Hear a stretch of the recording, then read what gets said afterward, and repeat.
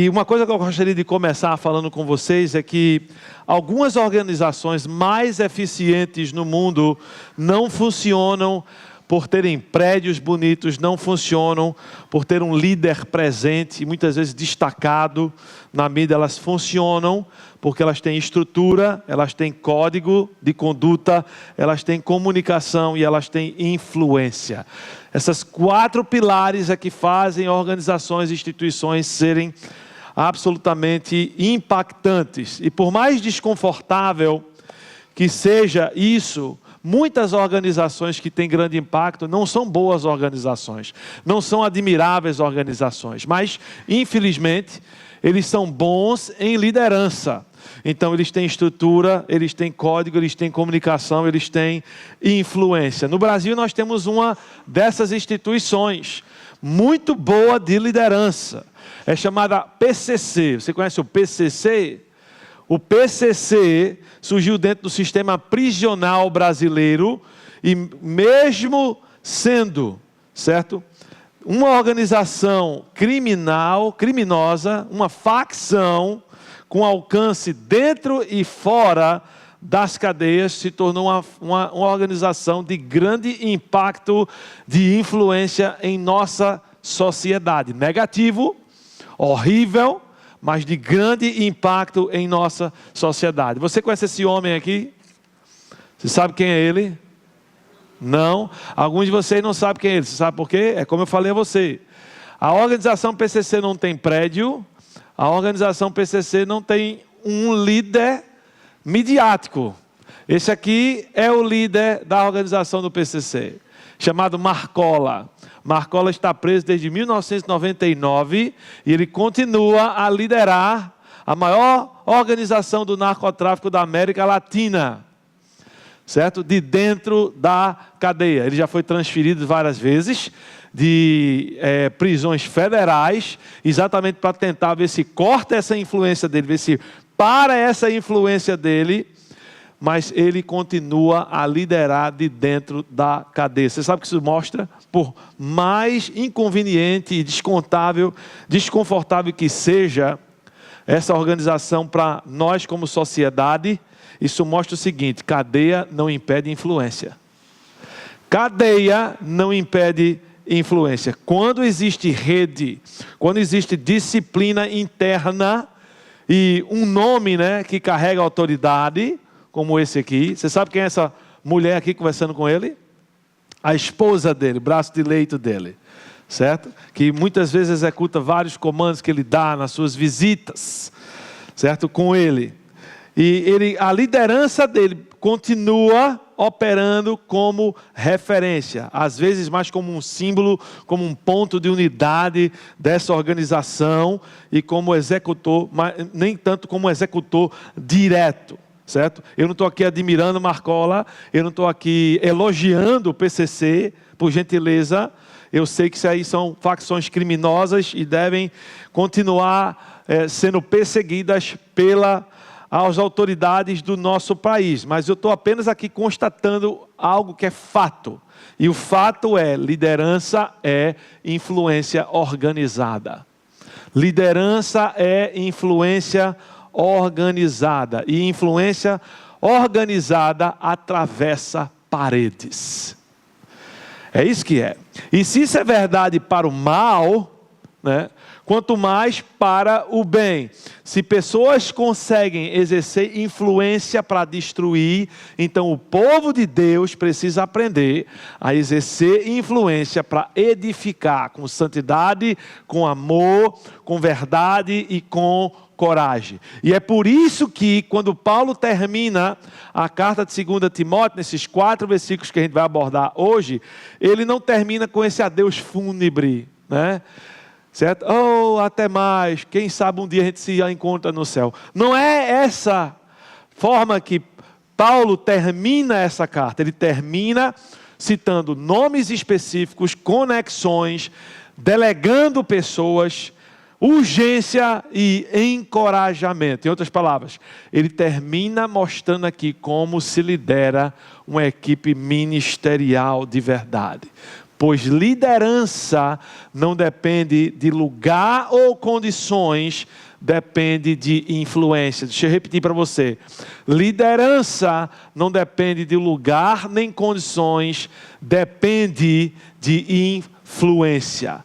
Lugar limita a presença física, mas não limita visão, não limita estratégia e não limita relacionamentos.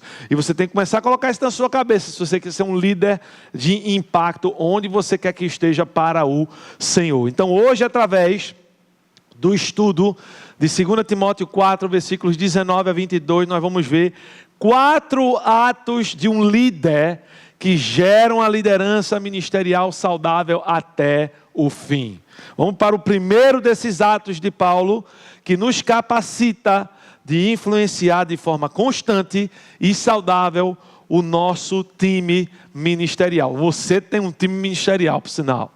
Todo mundo aqui tem um time ministerial, quer você reconheça ou não. Eu espero que você saia daqui hoje consciente que você lidera um time ministerial. Se você é uma mãe, um pai, você lidera um time ministerial.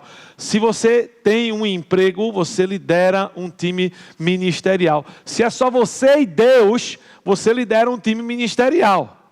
Certo? Você é líder. Então, quanto mais rápido você reconhecer esses atos e praticá-los, você vai liderar bem o seu time ministerial. Primeiro ato para você ter capacidade de liderar bem o seu ministério e o seu time ministerial é reconheça. No versículo 19, Paulo menciona o nome de 3 pessoas extremamente importantes, certo? Para o seu ministério. Ele diz a Timóteo: saúda a Priscila e Áquila e a casa de Onesíforo. Paulo aqui ele começa com reconhecimento público. Ele sabia que mais de uma pessoa ia ler essas cartas, então ele cita pessoas específicas e até uma casa, uma unidade de comunhão e serviço ao Senhor. Isso aqui não é formalidade da carta dele, isso aqui é liderança. Pois quando você nomeia, você valida. Quando você nomeia, você honra. Quando você nomeia, você fortalece. Paulo nos deixa aqui uma estratégia de reconhecimento das pessoas. Ele nos dá 3 maneiras que você deve praticar o reconhecimento para você desenvolver um time ministerial saudável. Primeira maneira é reconheça pessoas e não apenas funções. Se você não está anotando isso, eu aconselho você a anotar isso. Isso aqui é ouro, viu, irmão? Não é porque eu que estou falando, não. É porque a palavra de Deus está falando. Reconheça pessoas, não apenas funções. Ele não diz a Timóteo: saúda esse casal aí para mim. Aquele outro caboclo que me ajudou. Diz um oi a ele. Não é isso que ele faz. Certo? Ele chama cada pessoa pelo nome. Ele faz isso, pois ele sabia que nome cria vínculo e cria memória.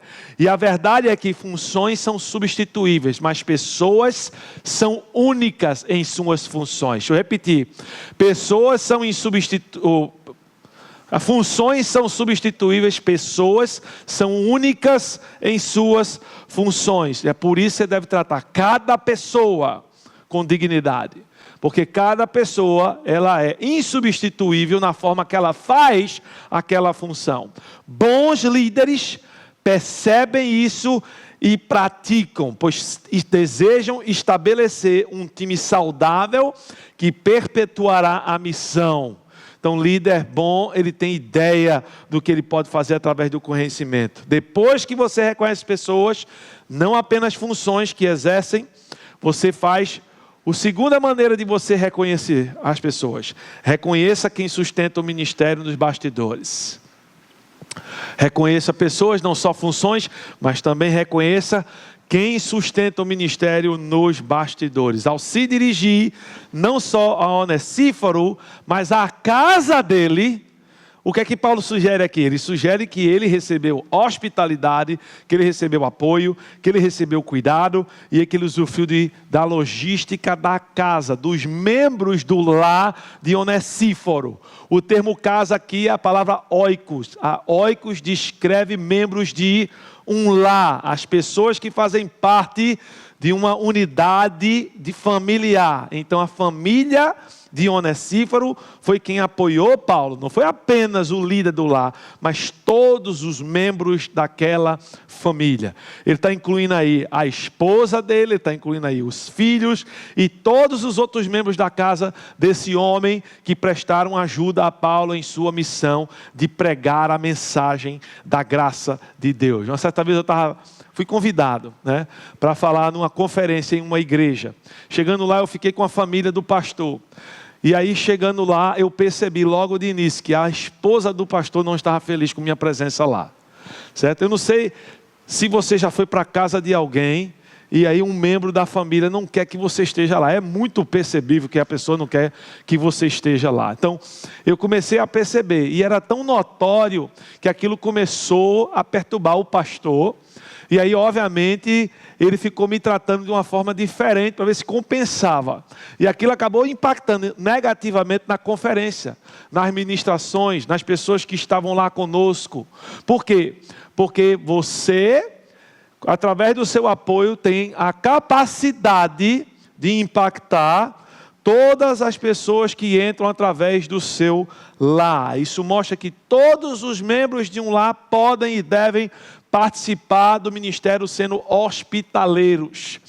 Eu me lembro uma vez, a gente recebendo o diretor da missão na nossa casa, e aí a gente pediu a Natan, para Natan ceder o quarto dele, e Natan foi dormir com a gente no nosso quarto. E aí eu me lembro o diretor da missão chegando, sentando com o Natan, depois de 1 ou 2 dias com a gente, e agradecendo Natan por ter cedido o quarto dele. E eu me lembro Natan falando isso várias vezes, para a gente. Natan tem uns 8 anos de idade. E aí toda vez que a gente ia receber alguém na nossa casa, Natan falava, se quiser, pai, pode estar no meu quarto. Ou seja, ele aprendeu o poder do reconhecimento na vida dele.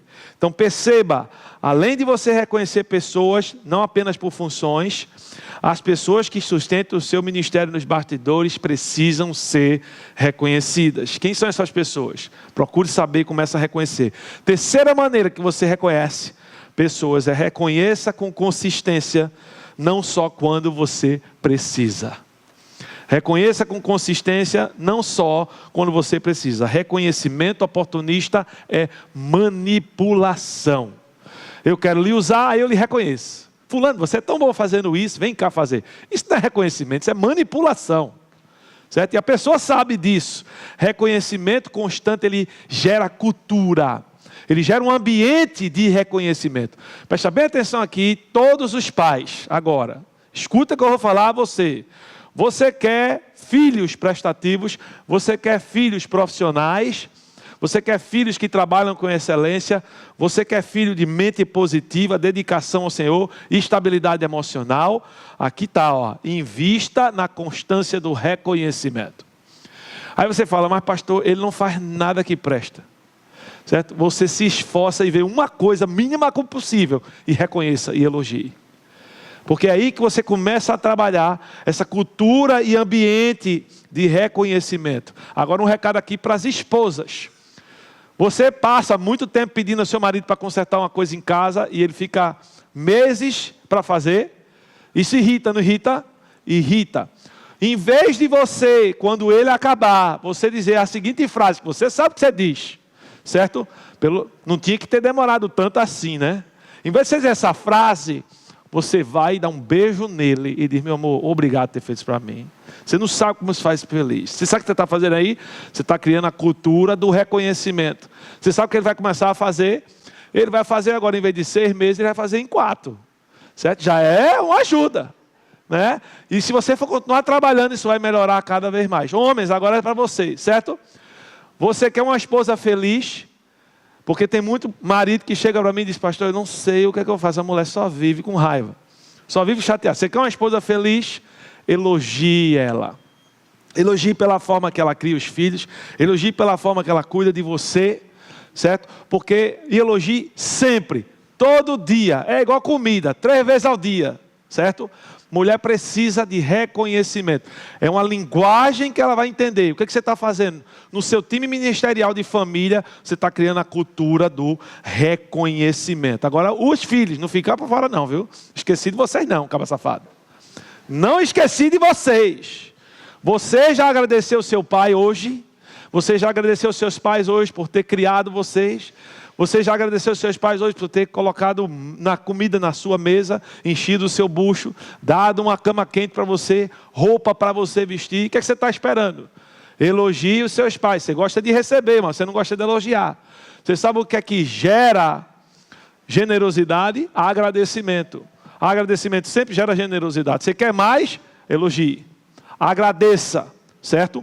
Você pode influenciar a sua família, o seu ambiente de trabalho, a sua escola com reconhecimento constante. Todo mundo aqui agora, pega a sua mão, ou esquerda ou direita, é a esquerda mesmo.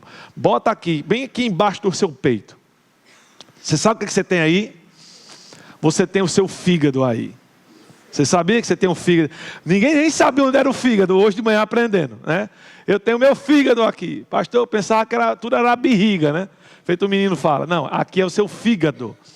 Certo? Você não sabe que seu fígado funciona, você não sabe para que presta, mas eu vou dizer uma coisa a você. Se esse fígado parar, o seu corpo vai entrar em colapso.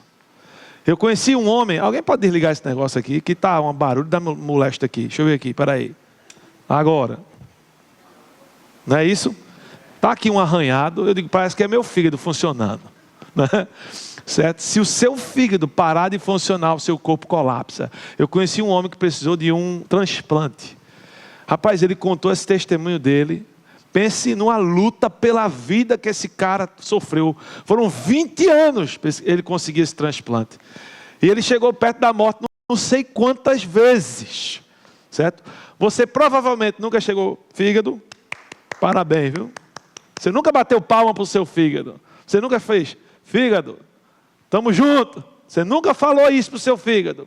Porque o seu fígado ele trabalha de forma silenciosa. Certo?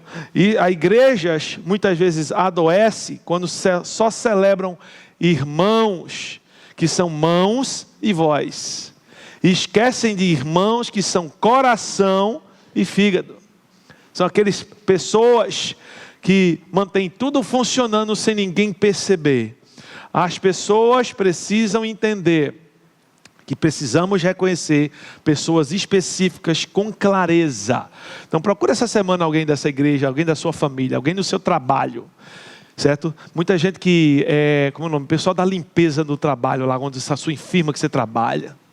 Tá? Chega para ele, olha no olho dele e diz especificamente, fulano, eu queria dizer para você que você é muito importante aqui. Certo? Você mantém isso aqui funcionando. Você não sabe, mas você mantém isso aqui. Ninguém ainda falou isso para você, mas isso aqui só funciona por causa de você. Porque isso aqui seria uma bagunça para a gente vir trabalhar, se não fosse você. Vamos agora para o segundo ato de Paulo, que nos capacita a influenciar de forma constante e saudável os nossos times de ministério. Depois que você reconhece pessoas, você delega, multiplica. Delegue, multiplique. Observe bem o que Paulo declara aqui no versículo 20 a Timóteo.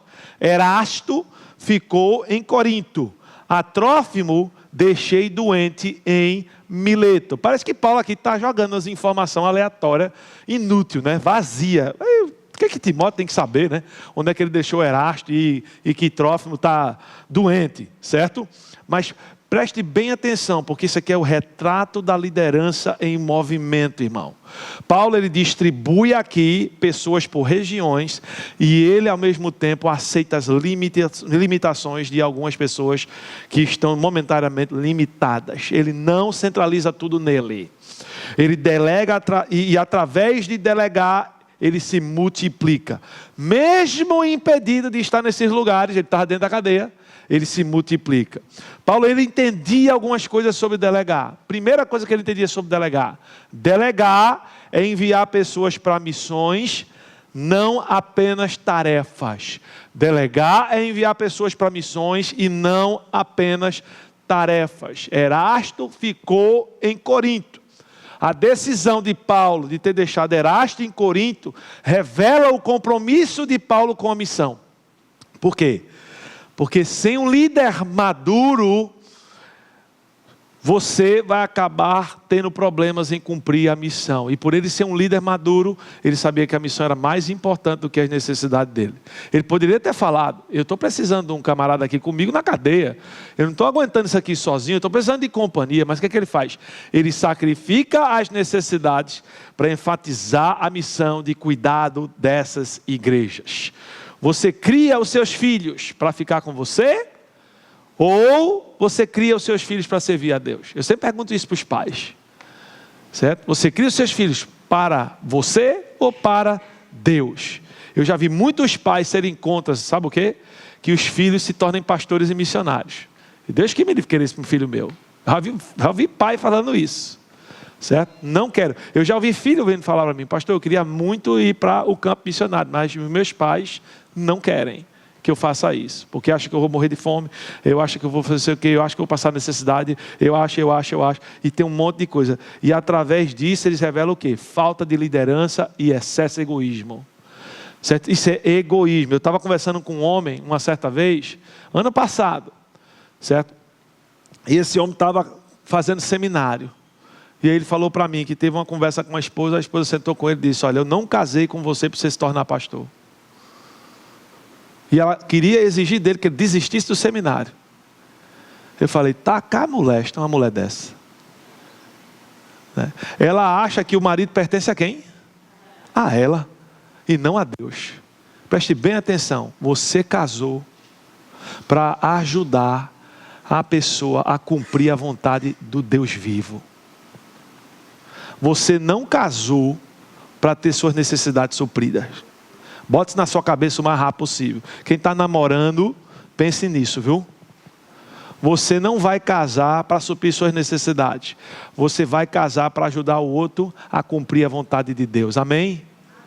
Quanto mais rápido você perceber isso, menos você vai ter frustração dentro de relacionamento. Apoie as pessoas que você delega. Paulo também entendia uma outra coisa sobre delegar. Ele entendia que multiplicar é criar continuidade sem você. Multiplicar é criar continuidade sem você. Paulo estava preso. Ainda assim, a obra não para, porque havia gente posicionada por Paulo. Vê que coisa maravilhosa. Um dia, você não vai estar aqui. Eu sei que você acha que você é eterno, que você não adoece, que você não vai morrer. Mas um dia você não vai estar aqui. E a pergunta é: você já fez discípulo suficiente e corajosos para continuar a missão de espalhar a graça de Deus no mundo? Essa é a grande pergunta. Isso é sério demais para a gente não fazer, para a gente não pensar sobre isso. Duas razões importantes em relação a isso aqui. Primeira razão: que tipo de discípulo você é? Você sabe por que isso é importante? Porque é o tipo de discípulo que você vai reproduzir. Você não vai reproduzir um discípulo diferente de você. Então, o tipo de discípulo que você é de Jesus é o tipo de discípulo que você vai gerar. Então, se você não gosta do tipo de discípulo que seria gerado de você, eu tenho um conselho para você: melhore como discípulo. Se torne um discípulo mais fiel. Se torne um discípulo mais corajoso, para que você possa produzir discípulo igual a você. E segunda razão, que isso é muito importante, é que você só pode produzir discípulo se você está fazendo discípulo. E você só pode ser discípulo se você produz discípulo. Se você não está produzindo discípulo, se você pode olhar 2025 e dizer: eu não produzi um discípulo, você não foi discípulo. Porque discípulo se produz. Certo? Qualidade de discípulo bom é que se produz. Se você não está, não me importa que tipo de discípulo que você acha que você não é um bom discípulo, pois bons discípulos fazem discípulos. Você não vai conseguir continuidade a não ser que você esteja crescendo na sua vida espiritual e ajudando outros a crescer na graça de Deus. E por último, Paulo também entendia que multiplicar inclui lidar com limitações reais. Multiplicar inclui lidar com limitações reais. Ele comunica a Timóteo: deixei Trófimo doente. Isso mostra duas lições de Paulo aqui. Primeira lição: nem todo problema some instantaneamente. Nem todo problema some instantaneamente. Então você tem que aprender isso, porque senão você vai ficar orando, suplicando, pedindo, e Deus vai dizer, não vou tirar. Certo? Nem todo problema some instantaneamente. Se você deseja servir a Deus, vai haver problemas, e tem problemas que vão estar com você por muito tempo. Então não pare de servir só porque há problema, que se parar de servir só porque há problema, você vai parar de servir e nunca vai servir. Servir vai incluir problema. Segunda lição que Paulo nos dá aqui. Líderes precisam planejar, levando em conta a saúde deles, imprevistos e restrições. Doenças virão, imprevistos vão acontecer e restrições vão ser impostas sobre você, porque está tudo fora do seu controle, amado. Ensine isso aos seus liderados, porque isso faz parte da vida. É um fato e não tem como negar. A única coisa que você pode fazer é se planejar para quando acontecer. A maneira que você planeja, de maneira responsável, os imprevistos, as doenças e os problemas, é uma única. Você prepara de agora gente para lhe substituir. Quem é que vai lhe substituir? Se você não está criando os seus filhos para que quando você morrer eles consigam normalmente viver, você não está criando os seus filhos como você deve. Certo? Se você não está liderando o seu lar de uma forma aonde você está criando crentes maduros, você não está treinando pessoas para lhe substituir. Se você, dentro do seu ministério, aqui nessa igreja, você não tem já em visão alguém que você está treinando para substituir como líder, você não está liderando bem. Essa é a realidade, porque liderar inclui multiplicar, certo? Para continuidade. Pessoal, um líder centralizador é igual um disjuntor só. Você já foi numa casa que só tem um disjuntor? A maioria das casas brasileiras só tem um disjuntor. Certo? Não é não, eletricista? É errado. E é errado. Por quê? Quando isso aqui dispara, acabou-se a eletricidade na casa inteira. Certo? Algumas semanas atrás, nós tivemos um problema lá na igreja de BV, onde uma parte entrou em curto da igreja. O que é que aconteceu? 2 disjuntores, eu acho que 12 que tem lá, certo? Não conseguiam mais armar, porque havia um curto. O que é que aconteceu? A gente botou um monte de extensão ao redor da igreja, puxou luz para onde tinha que puxar e tivemos culto normalmente. Por quê? Porque tínhamos mais que um disjuntor. Certo? É assim que funciona delegar, multiplicar. Você tem que contar com as situações da vida que vão estar em curto.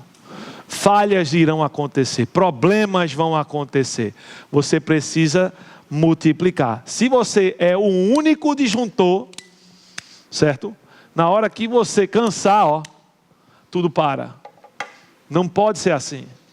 Você tem que ser 2 disjuntores. Multiplicação é distribuir circuitos. Se um falha, o restante segue funcionando.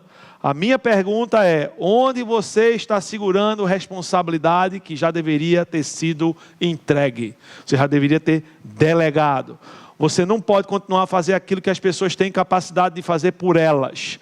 Pare de fazer aquilo que os outros podem fazer por si mesmo.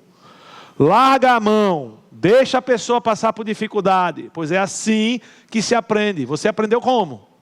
Você aprendeu passando por dificuldade. Aí você quer que seu filho não faça. Você quer que sua esposa não faça. Seu marido não faça. Eu lá em casa, Michelle detesta quando eu faço isso. Mas eu faço ela aprender de tudo que eu faço. Ela sabe fazer o orçamento. Ela sabe fazer as cores das finanças todinha. Ela detesta. Com ódio puro. Certo? Mas por quê? Se eu morrer, ela sabe para onde vai o dinheiro. Certo? Ela toca a vida dela normalmente. Tudo ela sabe. Sabe qual é o documento onde está. Tudo que você possa imaginar. Por quê? Porque eu tenho que me preparar. Eu não sou eterno, fisicamente falando. Eu sou eterno espiritualmente falando. Vamos agora para o terceiro ato de Paulo, que nos capacita a influenciar de forma constante e saudável os nossos times de ministério. Deixa eu tomar uma água aqui que eu estou cansado. Terceiro ato, agregue. certo? Paulo sabia que ele não poderia cumprir o ministério dele sem a ajuda de pessoas. Por isso ele diz no versículo 21, apressa-te a vir antes do inverno, Eubulo, Prudente, Lino, Cláudia e todos os irmãos te saúdam. Paulo aqui não pensa só em quem serve, mas ele pensa em quem precisa estar junto um com o outro. Ele chama Timóteo para perto, apressa-te, vem. E ainda ele conecta Timóteo a uma rede de irmãos em Roma. Ele sabia, Paulo era muito esperto. Cara, eu estou perto de ir embora. Timóteo precisa conhecer essas pessoas para continuar a acompanhar essas pessoas. Então ele chama Timóteo para perto. Paulo precisa de apoio de Timóteo para passar esse momento de dificuldade, mas também ao mesmo tempo ele pensa, preciso conectar Timóteo a esses irmãos, pois eu não sei quanto tempo eu tenho. E aqui vai 3 fatos sobre agregar como líder, certo? 3 fatos como agregar como líder. Hoje a gente está tendo um treinamento de liderança, amém? Certo? Se você botar isso aqui em prática, campeão, você vai ser um líder que todo mundo vai seguir, certo? Primeiro fato sobre agregar. Agregar é criar presença estratégica. Agregar é criar presença estratégica. Paulo, mais uma vez, lembra Timóteo, certo? A vir antes do inverno. Isso revela o quê? Revela a logística e a urgência de tudo isso. O inverno se aproximava, ia ficar mais difícil de viajar. Então, se Timóteo não viesse logo, Timóteo não ia conseguir chegar a tempo antes do inverno. Se ele chegasse depois do inverno, com a capa de inverno, ia prestar para quê? Ia ser absolutamente inútil. Então, time não é só coração. Time inclui calendário. A gente tem que fazer coisas dentro de uma agenda. Porque tem coisas que precisam ser feitas logo. Não podem esperar. Então, você precisa agregar assim que possível. Às vezes a gente fica esperando uma revelação mística, divina, daquilo que Deus já revelou. O que Deus já revelou? Deus já revelou que todo crente é um servo e precisa estar engajado em um ministério. Aí tem gente que chega para mim depois de um evento aqui e diz, pastor, olha, no próximo eu queria ajudar. Eu digo, miserável, por que tu não ajudou nesse? Não é? Por que tu não ajudou nesse? Filho de Deus, porque tem que ajudar no próximo. Outra coisa, o que tu pode fazer agora? O evento já foi, e agora? Não tem como fazer não? Então, veja o que tem que ser feito e faça agora, certo? Agora, meu irmão, tá? Você tem que se envolver agora, no que está acontecendo agora. Pare de planejar o seu envolvimento e comece a se envolver agora. Segundo fato sobre agregar como líder, é que agregar é construir rede, não panelinha. Agregar é construir rede e não panelinha. Paulo lista vários nomes aqui, mas aí ele inclui no final o quê? Todos os irmãos. Todos os irmãos. Ele foca na integração e não no isolamento. Todos aqui podem ser líderes. Todos vocês aqui, certo?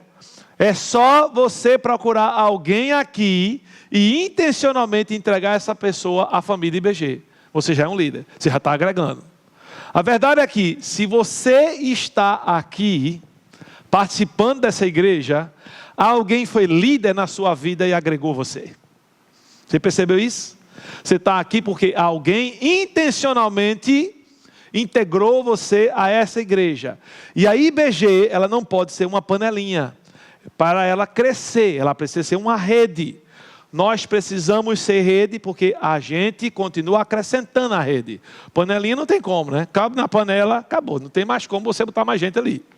Esse é o problema com panelinha. Mas rede, você pode ir estendendo a malha. E a gente quer ser rede. Então procure alguém aqui para integrar e agregar a nossa família IBG. Por último, o último fato sobre agregar. Agregar fortalece o líder e protege a missão.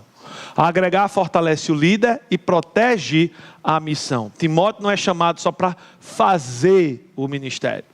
Ele é chamado para estar e sustentar continuidade no momento crítico. E todas as vezes que eu agrego a igreja, eu protejo a missão da igreja e eu fortaleço a minha liderança. Líderes saudáveis enlarguecem a equipe sempre que possível. Por quê? Porque eles sabem que só são fortes com todo mundo. Ninguém é forte sozinho. Ninguém pode ser líder sozinho. A missão de uma igreja é forte quando se serve como time ao Senhor, e não quando um time serve a apenas um único líder terreno, certo? Se todos nós pensarmos assim e servirmos assim, inevitavelmente nós seremos fortes e protegidos. Você já percebeu que uma labareda ou um carvão, né, em brasa, quando você tira ele do seu churrasco lá, bota ele do lado de fora, quanto tempo para ele apagar? Muito rápido, né? Muito rápido ele apaga. Se ele ficar lá dentro, tem fogo que continua até o outro dia, né? Às vezes quando você faz um churrasco e você quer limpar a churrasqueira, você tem que esperar 24 horas para toda aquela brasa se tornar cinza. Por quê? Porque o conjunto é que causa o efeito maior. O time é que causa o efeito maior. Se você não está agregando, você está contribuindo para apagar o fogo evangelístico dessa igreja. Simples. Se você está na panelinha, você está contribuindo para detonar, certo, o fogo evangelístico dessa igreja. E eu quero falar aos líderes aqui de ministério. O seu ministério está funcionando como uma ilha, como uma bolha, ou está funcionando como uma parte da estrutura dessa igreja para crescimento? Se está funcionando como uma ilha, como uma bolha, você sabe o que você tem que fazer? Você tem que urgentemente marcar uma reunião de alinhamento para alinhar o seu ministério, a visão dessa igreja, as prioridades dessa igreja, o calendário da IBG, e depois esclarecer quem faz parte desse ministério, qual é a parte dele em cumprir essa visão, em ajudar nas estratégias de prioridades e calendário dessa igreja. Porque sem alinhamento, gente, é só barulho. O time só faz barulho, não cresce. Vamos agora para o último ato de Paulo, que nos capacita a influenciar de forma constante e saudável os nossos times de ministério. E o nosso último, primeiro vamos fazer uma revisão aqui. Já vimos o quê? Reconheça, delegue, multiplique, né? E agregue. Vamos lá de novo, gente. Reconheça, delegue, multiplique e... Muito bem, aos 5 que estavam acordados. Parabéns. No versículo 22 dessa carta, ele termina a carta com encorajamento. Certo? Encoraje. É a última coisa que você vai fazer. Olha só o que ele diz: o Senhor seja com o teu espírito, a Timóteo, né? E a graça seja convosco. Paulo termina com o que sustenta tudo. O que é que sustenta tudo? A presença do Senhor e da graça do Senhor. É o que sustenta tudo. Liderança ministerial não é só gestão. Liderança ministerial é cuidado espiritual. Você, como marido, você não lidera a sua casa só pagando conta. Isso é gestão. Certo? Você lidera o seu marido influenciando espiritualmente a sua esposa, os seus filhos. Você lê a Bíblia com eles, você ora com eles, você traz eles à igreja, você certifica que nada na agenda atrapalha isso. Você é líder. Cuide da sua família espiritualmente. É você que faz isso aí. Da mesma forma, você cuida da sua vida espiritual, ou você só gere a sua vida? Você está preocupado com o curso que você está fazendo, a capacitação que você tem que ter para você poder galgar uma estabilidade financeira maior, um salário maior? Nada contra isso, mas você está descuidando da sua vida espiritual. O que é que adianta? Acho que tem um versículo em algum lugar nos evangelhos: o que é que adianta um homem ganhar o mundo inteiro e perder a sua? Não é? E a gente esquece disso. Nada pode atrapalhar o crescimento espiritual. Por quê? Porque você é espiritual antes de ser físico. O seu espiritual é eterno, o seu físico é temporário. Então tem muita gente que gasta muito dinheiro, certo? Em roupa, em cabelo, em unha, em casa, em carro. Aí vem o retiro do carnaval, não tenho dinheiro. Ah, meu amigo, vem com outra para o meu lado. Você escolheu com o que gastar. Então a gente precisa perceber que precisamos cuidar espiritualmente das nossas vidas. Encorajamento aponta para a presença do Senhor, não para habilidades da pessoa.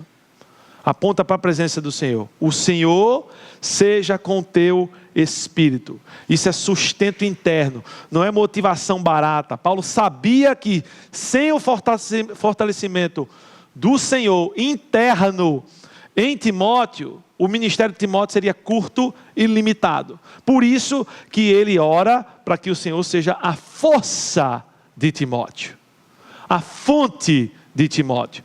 Paulo tinha conhecimento disso por passar por momentos muito difíceis. E ele sabia, em termos práticos, que sem o fortalecimento do Senhor, ele não teria conseguido seguir em frente com o seu ministério. E aqui também, ele nos diz para encorajar com graça, não com cobrança tóxica. Muitas vezes a gente cobra, mas não encoraja com graça. A graça seja convosco. Um time funciona melhor no ambiente onde não há medo, mas sim graça. Sem perder a responsabilidade, é óbvio.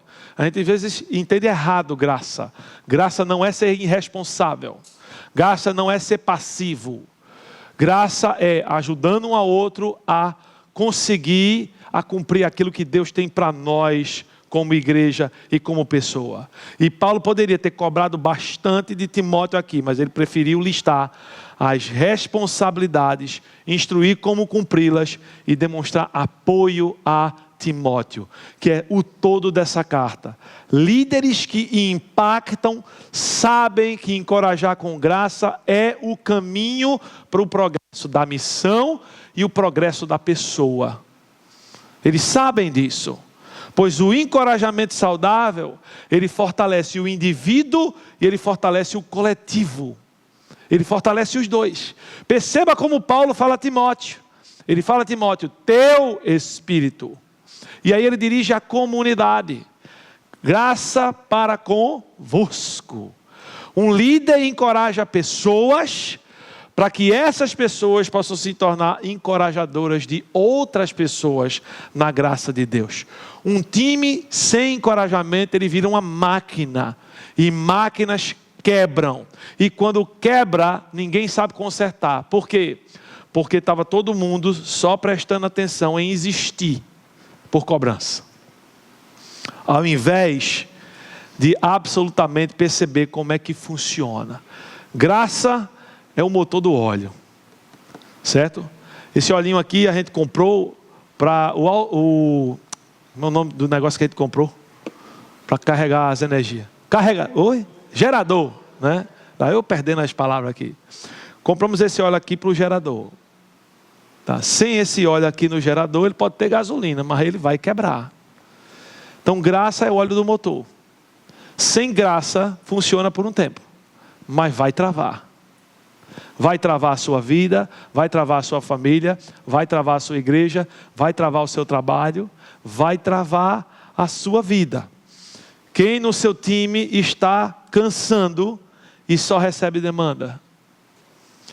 Eu percebo muito imediatamente quando um casal vem me procurar, qual é o problema? Quando eles começam as demandas que ele tem um do outro. Gente, vocês estão olhando um para o outro para ser Deus. Vocês precisam parar com isso. Vocês precisam começar a olhar para como você pode ajudar a ele a cumprir a vontade de Deus. Como você pode ajudar ela a cumprir a vontade de Deus. Mesma coisa é pai com filho. E tome demanda, tome demanda, tome demanda. Eu já vi menino surtar. Certo? Tem um caso de uma moça muito inteligente que fazia parte da nossa igreja. Ela surtou. Ela tirou 3º lugar em medicina.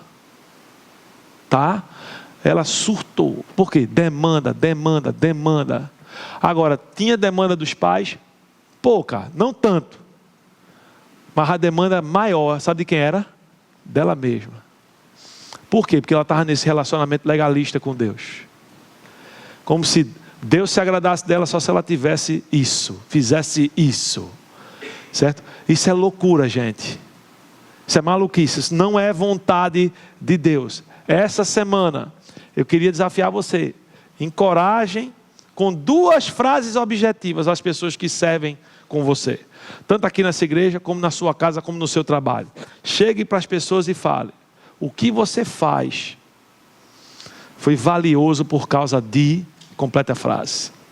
O que você faz foi valioso porque... Completa a frase. Certo? E diga à pessoa: a graça de Deus está com você. Então senta aqui. Vamos ver isso junto. E vamos ver como a gente pode ajustar e seguir junto. Isso é graça. Certo? Graça faz isso. Liderança é influência organizada. Repete comigo. Liderança é influência organizada. Se você deseja ser um líder saudável que impacta vidas de verdade, reconheça, nomeie e honre quem sustenta a obra. 2, delegue e multiplique. Distribua missão e aceite limitações. 3, agregue, conecte pessoas, alinhe presença e calendário. E por último, encoraje, sustente com a presença do Senhor e cultura de graça. Liderança ministerial saudável acontece quando você reconhece, quando você multiplica, quando você agrega e quando você encoraja consistentemente. A palavra-chave aqui é consistentemente. Eu tenho uma aplicaçãozinha para você essa semana. Pega o seu papel aí, pega o seu celular e anota o que eu vou falar. Aqui vai o que você deve fazer como resultado do estudo dessa carta. Pega um papel agora e anota isso aí. Primeiro, anota aí, reconheça. E nessa parte de reconheça, eu quero que você faça o seguinte: envie uma mensagem de gratidão específica para uma pessoa dos bastidores dessa igreja ou da sua família. Uma pessoa que você não reconhece quase nunca.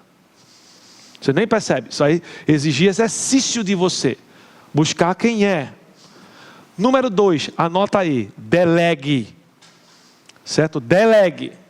Transmita uma responsabilidade com um padrão claro e prazo definido para alguém. Fulano, eu preciso que você faça isso assim até tal dia. Certo? Pais, faça isso com seus filhos.